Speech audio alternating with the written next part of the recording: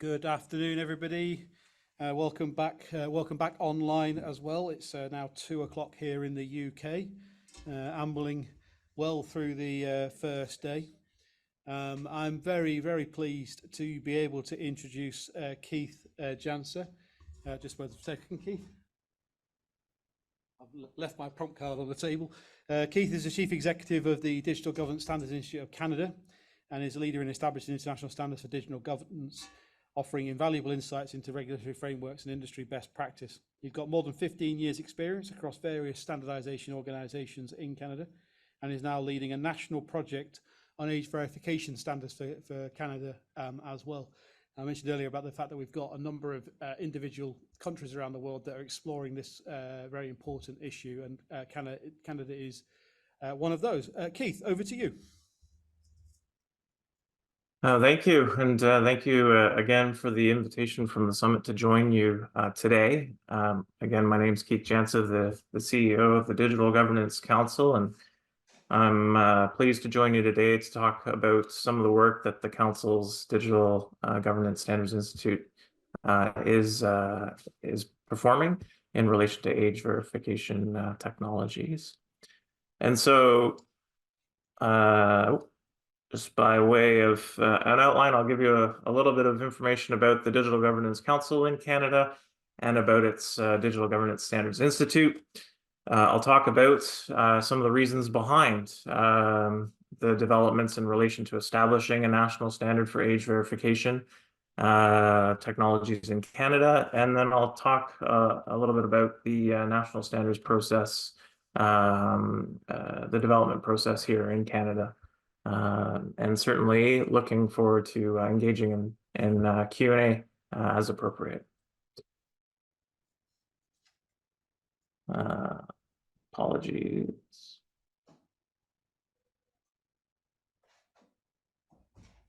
I will use my keyboard instead. Here we go.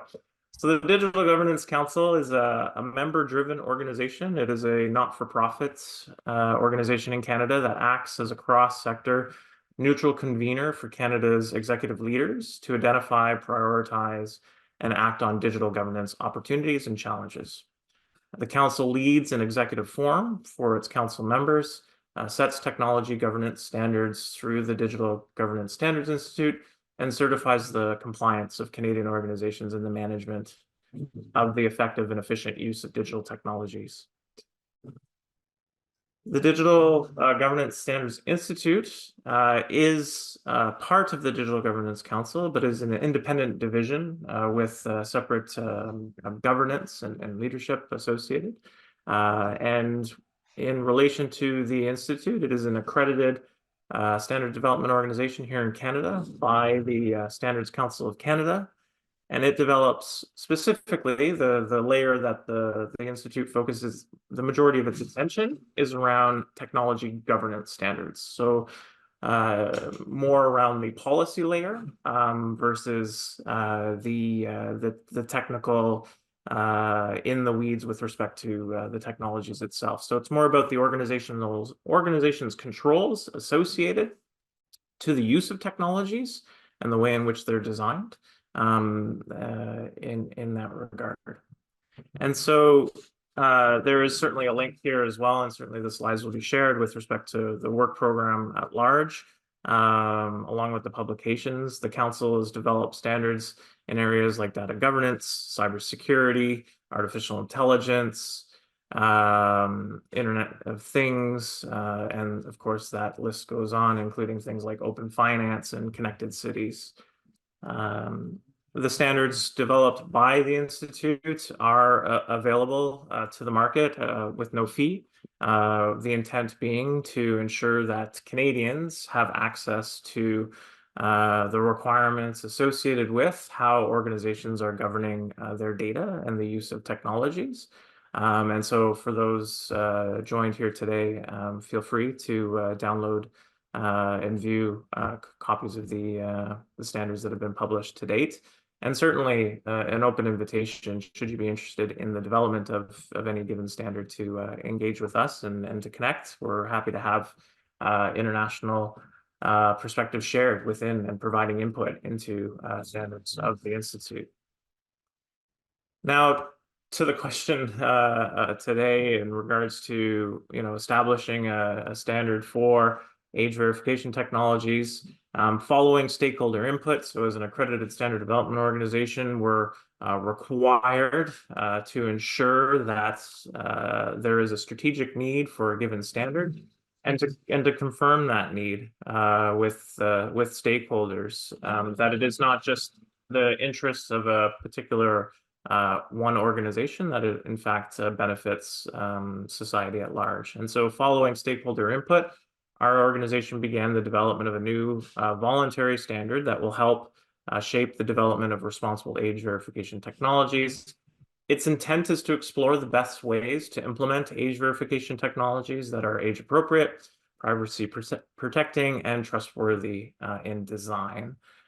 We certainly note that a well-designed standard will preserve privacy as a human right and include adequate controls on the use of age verification technologies.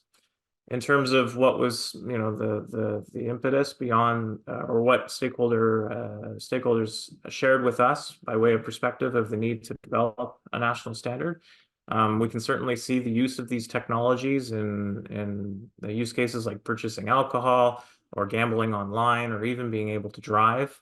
Looking at the United Kingdom, certainly we note that there are 56 types of products spanning 16 sectors that are age restricted.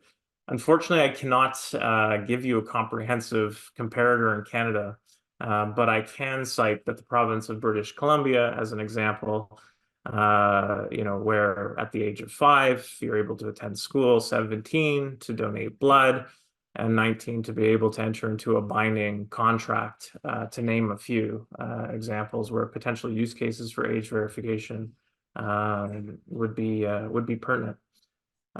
There's also a range of technical protection measures to verify one's age online. I suspect, today's summit and throughout the week, much of these will be discussed in large respect. But these ways of verifying age can be, kind of on a spectrum from ineffective to intrusive to, responsible and with appropriate controls.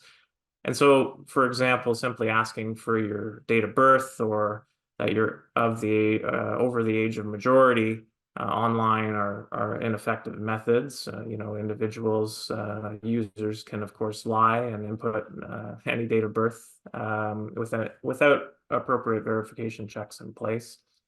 And so, how does a service provider know whether you are telling the truth? And on the other extreme, there are techniques that collect biometric information and determine your age based on characteristics using AI algorithms. A picture of a child's face online seems quite worrying when you look at with respect to children's access to some of these services. In Canada, there is proposed legislation, Bill S210, which introduces age verification for adult websites. The bill recognizes the harmful effects of increasing accessibility of sexually explicit material online for young persons, and acknowledges these effects as an important public health and public safety concern. And so, beyond the use case presented in Bill S210, such a solution can, of course, have broad applications as public and private institutions modernize their digital services and enable age verification or age assurance processes that are not tied to an individual's identity. These technologies, is likely again throughout the summit you'll come to find, they're still evolving. The creation of new digital safety standards can, of course, help policymakers design appropriate guardrails in legislation. Another point that was as an input into the work in relation to establishing a national standard was in relation to Canada's Privacy Commissioner, having appeared at the Canadian Senate Committee examining the proposed legislation as well. Some important facets to note there is the Commissioner's office noted that age verification and identity verification serve different purposes. Of course, it's not always necessary to verify the identity of an individual when performing an age check, but in the process of verifying identity, it is likely that you'll, of course, confirm a person's age. Also noted through the Privacy Commissioner's Office, online identity verification may be required by an organization to confirm who you are in person when you're undertaking certain activities like opening a bank account or filing taxes online or signing up for various services. The commissioner also noted is that when undertaken with high levels of assurance, that you can protect privacy and help reduce the risk of identity fraud. Age verification can allow you to prove your age online with minimal disclosure of personal information to the service you want to access. An often cited example here in Canada is when you go and purchase alcohol in person, you know, you're showing a form of identity like a driver's license. Of course, the information in relation to that driver's license has much more personal information about you than what the merchant requires in order to confirm your age of majority. And so with you know, age verification technologies, it is quite possible to create for data minimization and to simply confirm whether you are of the age of majority without any other information or pertinent points about you, whether it's your address or things of that nature. And so for the purposes of the proposed bill, the commissioner also noted that, you know, age verification would be more appropriate than identity verification because it requires the collection and sharing of less personal information to achieve the objective. So those are just some of the pertinent details and inputs that helped to shape a standards proposal that was shared with the Digital Governance Standards Institute. That went through a process to confirm and validate that there is a strategic need for such a standard to exist. And given the legislative markers and trends, as well as with respect to private sector industry leveraging these technologies, it was found that the need for appropriate controls and ultimately to demonstrate the responsible design and use is important to continue to have confidence in the use of these digital technologies to access digital services.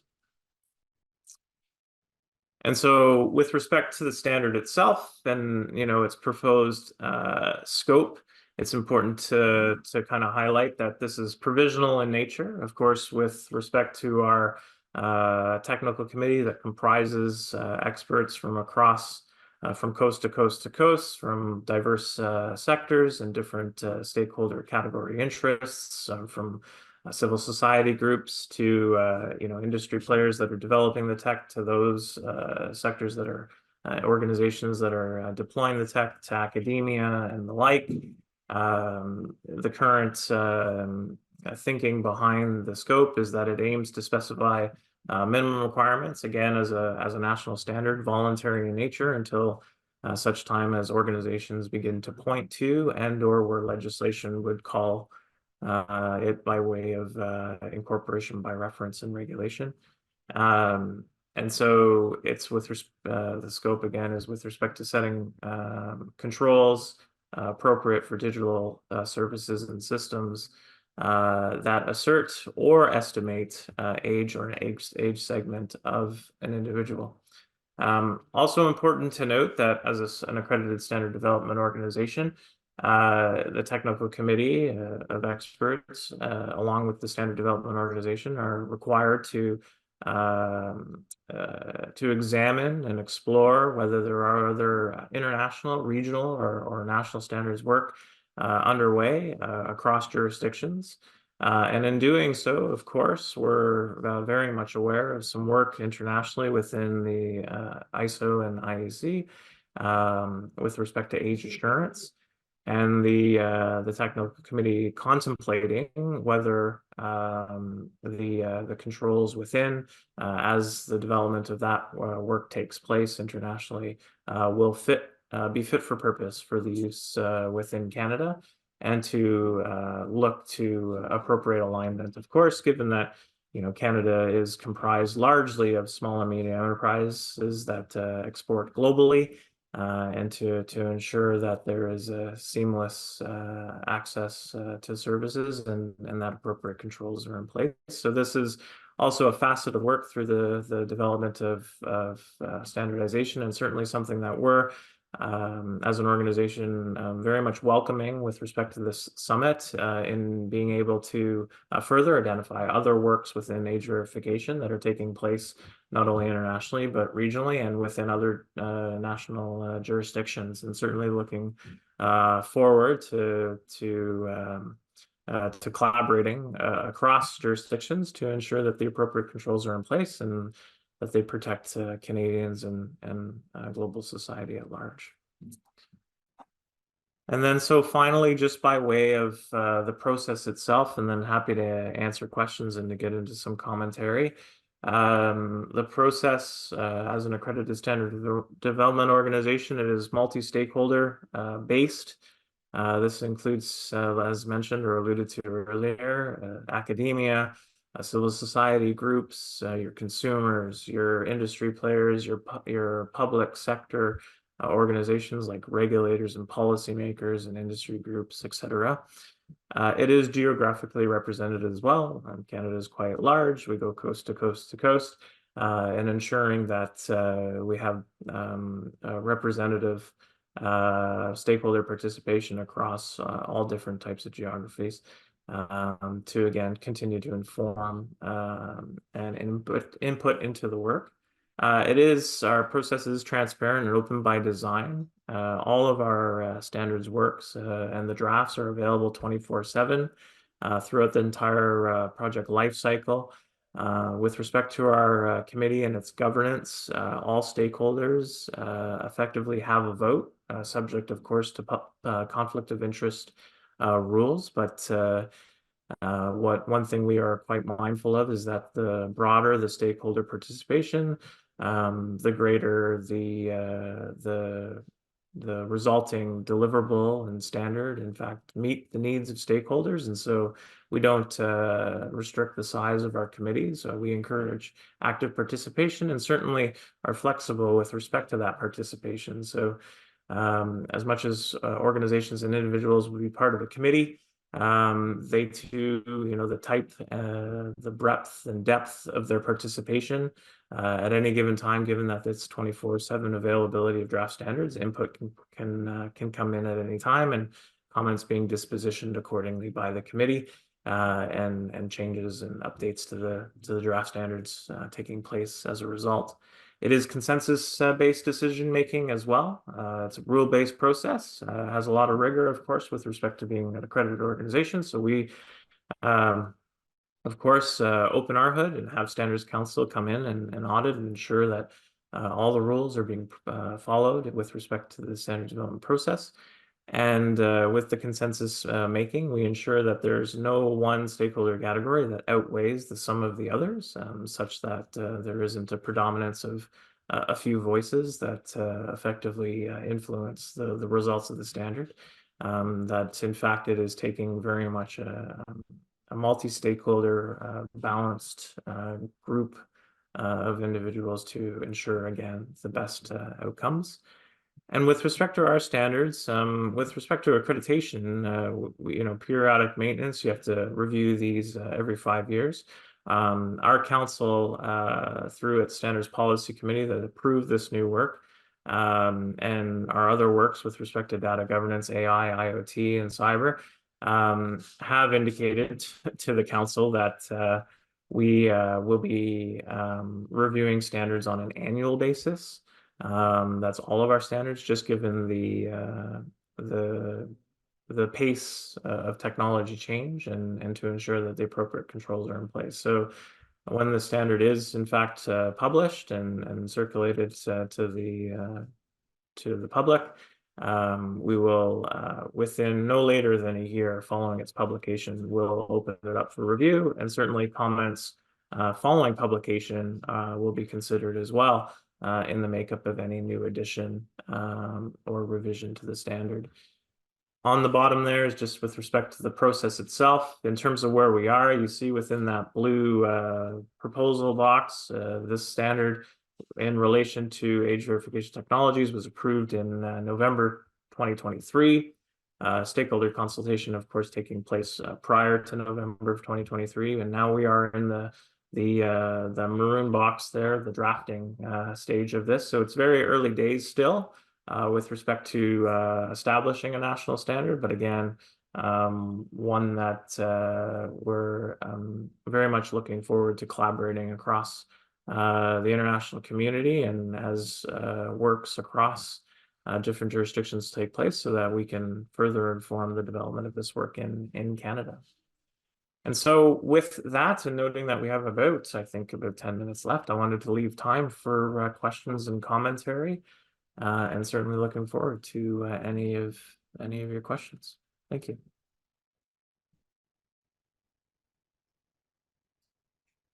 Anybody have any questions? Good afternoon. My name is Mashilo Bolok. I'm from Film and Publication Board in South Africa. I just want to know that whether the recently passed legislation on online safety in Canada includes age verification and assurance. Yeah, so a very good question. So there is no legislation to date that has been passed. Currently, if I had to call it, the leading legislation with age verification as a component or a provision of that bill, it's currently with the House of Commons in second reading. What does that mean? It means that it has one further step to get to third reading within the House of Commons for it to be accepted and effectively enacted. It's already gone through our Senate through the 3 readings. So at present, it is with committee to continue to engage with experts and to have MPs asking members of Parliament asking questions to further improve the bill if necessary. So it's currently in second reading. The committee that it's currently with is with respect to public safety. It has other proposed bills before it with respect to cybersecurity, around telecommunications and the like, that it is not clear at this time as to when the committee will in fact be reviewing it as part of the second reading. So to date, no, there is no particular legislation that's enacted that requires age verification, but the leading one, it's nearing its completion. Okay, thank you. We have another question. Yes, thank you. It's Jutta again from the German Digital Opportunities Foundation. I really appreciated you referring to age segments, verifying that users belong to a certain age segment. Have you already considered which segments that could be? And is that also based on the services where users will then attempt to verify belonging to a certain age segment? Thank you. Yeah, so what I would say is that, again, it's still early days. We're currently we're drafting the first working draft of the standard in terms of what do the age segments look like. With respect to the scope, it contemplates the fact that there will be provisions associated with, but no decisions at this time with respect to the committee have been made with respect to what that looks like.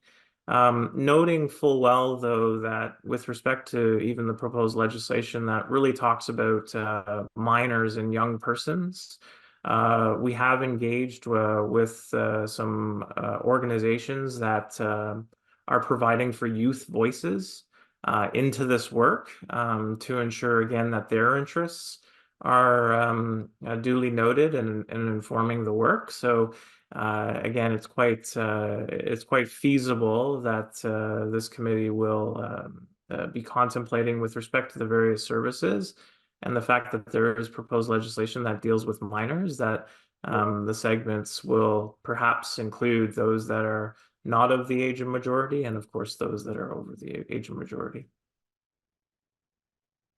Thank you. Do we have any other questions?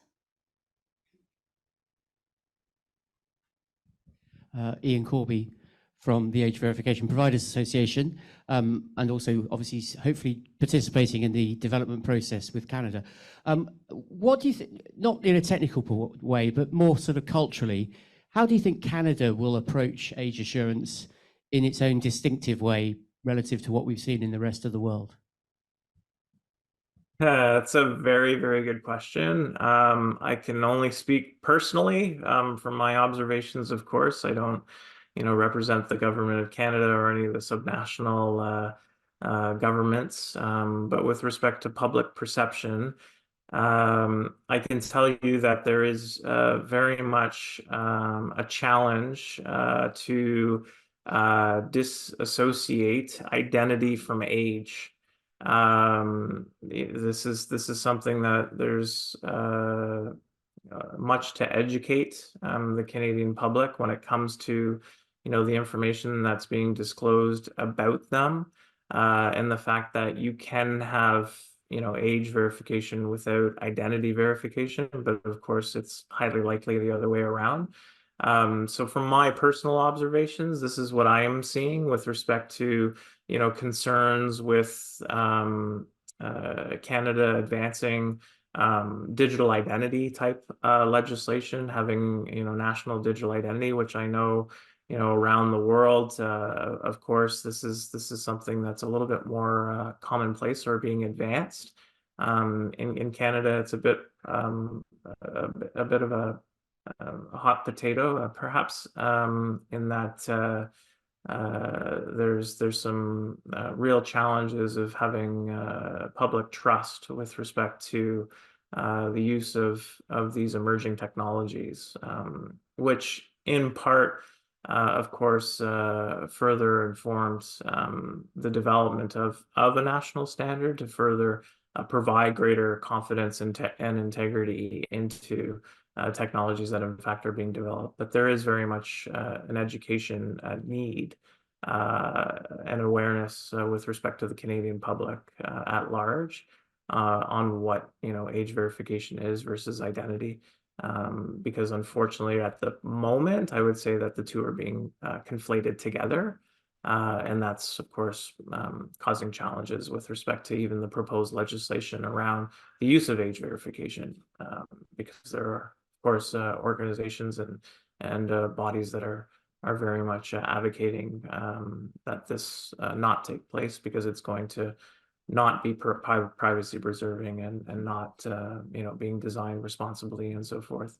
And certainly in the hands of government, there's the challenge with respect to the public's trust in regard to the use of that technology and, sort of the surveillance state, if you will, that these kinds of dialogues and discourse are kind of front and center in terms of the dialogue that's taking place.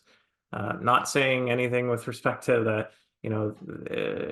age verification technologies can do a lot of good, but with many technologies, there's always two sides of that same coin, and so that debate is live and well here in Canada. Thanks, Keith. Do we have any more questions? No? All right. Thank you for joining us all the way from Canada, Keith. Thank you. Take care.